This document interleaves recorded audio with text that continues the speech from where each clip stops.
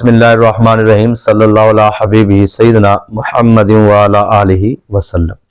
तमाम व्यूअर्स को मेरी तरफ से अस्सलाम वालेकुम व रहमतुल्लाहि व बरकातुहू। ये इसमें आज़म का बहुत ही ख़ास अमल जो आपकी खिदमत में अर्ज़ करने जा रहे हैं और सूरह कौसर का बहुत ही लाजवाब अमल है, पुरतासीर अमल है। इसको आप तमाम जायज़ मकासद के लिए, हाजात के लिए कर सकते हैं। मतलब आप पर कर्ज है तो आप कर्ज से निजात चाहते हैं तो आप इस अमल को करें। इंशाअल्लाह आहिस्ता आहिस्ता अल्लाह पाक के फजल करम से आपको पहले कर्ज से निजात मिलेगी, उसके बाद आपके रिज़्क़ में इजाफा होगा, आपके कारोबार में बरकत होगी, आप खुशहाल होंगे। उसके बाद आपकी नस्ल यानी कि इसके बारे में आमिलीन के यहाँ कहा जाता है कि इसकी जोन सा है वो 7 नस्लों तक जोन सा है वो फैज पहुंचता है। ये इतना पुरतासीर अमल है, यानी कि इसके जो मुअक्कलात की ताकत है वो इतनी पुरतासीर है कि अगर आपको हसार लगाना आता है, रजत से बचना आता है और ये सारी चीज़ें, अगर आप मेरे रेगुलर व्यूअर्स हैं और पिछली वीडियोस जो मैंने रजत के ऊपर मुकम्मल बनाई है, आसार के ऊपर, असल में मैंने थंबनेल पे नहीं लिखा होता।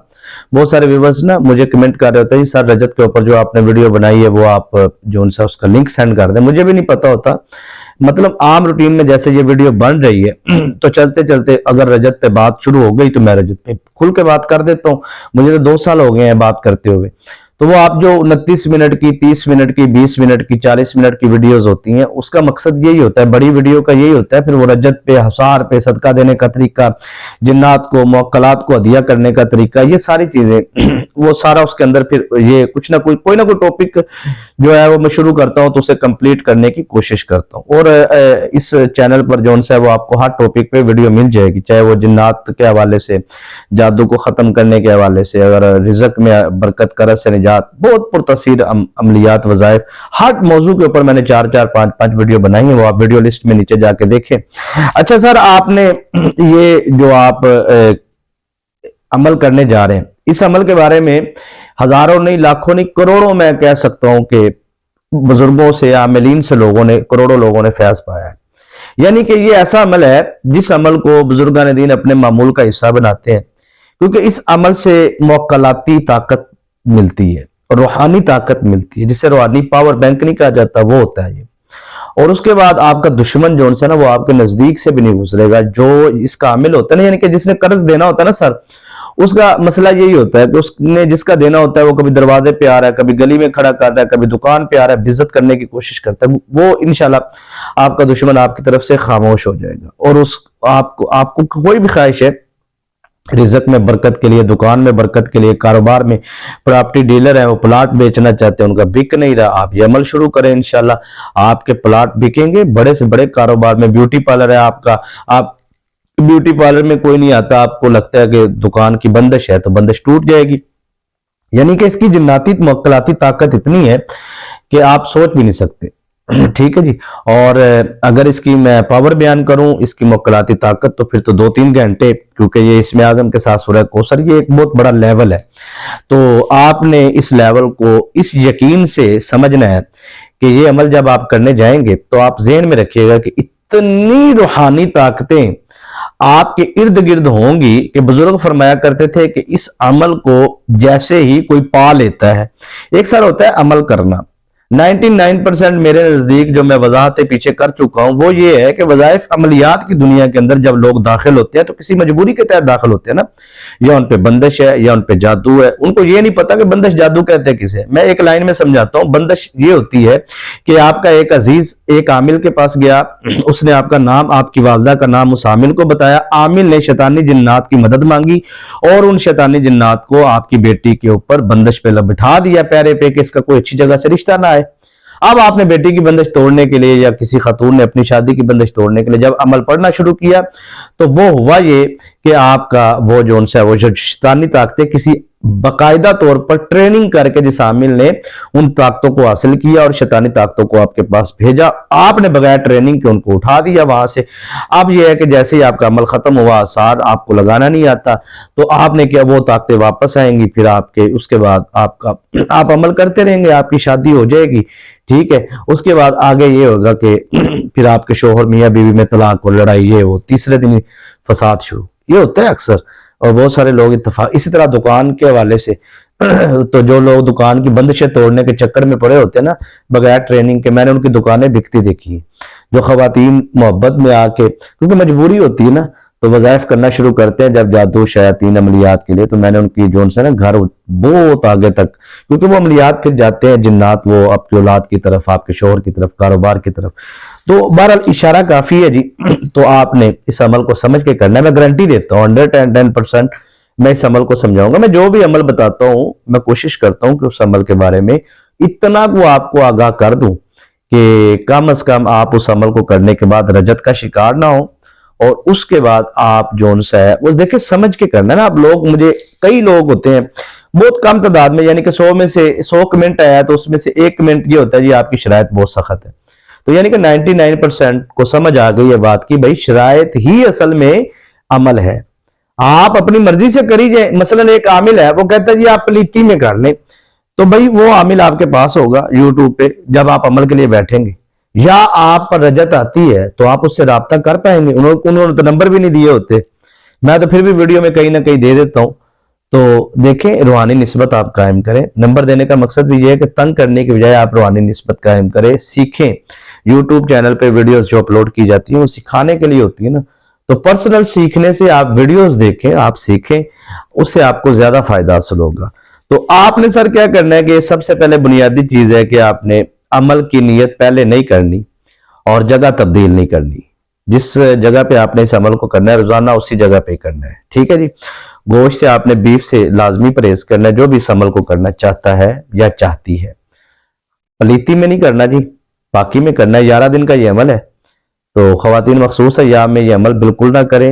रजत अंडर 10% होती है। कोई भी आप, चाहे या करीमू या अल्लाह या रज़ाक, कोई भी आप अमल कर ले, तो ये अंडर 10% है कि आप रजत में जा सकते हैं, बल्कि जाते हैं लोग। आगे सर वजू आपने इस अमल के लिए लाजमी हिस्सा है। 2 रकत नफल नमाज सलातुल हाजात के अदा करने के बाद आपने इस अमल को शुरू करना है। टाइम का बहुत ज्यादा ख्याल रखना है। जो टाइम आपने फिक्स कर लेना है, कोशिश करनी है सेकंड का फर्क भी ना आए।